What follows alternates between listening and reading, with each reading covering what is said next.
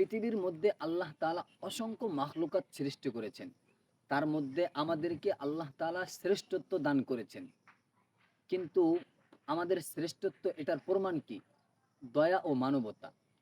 একটি অসহায় কুকুরকে হাত পা বেঁধে পানিতে ফেলে দেওয়া হলো কুমিরকে খাওয়ানোর জন্য।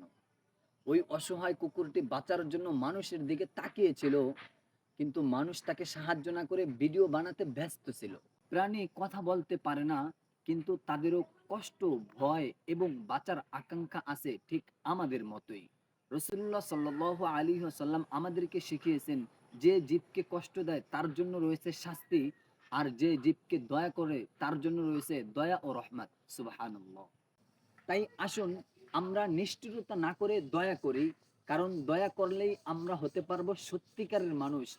আর যদি আমাদের মধ্যে বিন্দু মাত্র দয়া না থাকে, তাহলে আমরা কখনো হতে পারবো না সত্যিকারের মানুষ।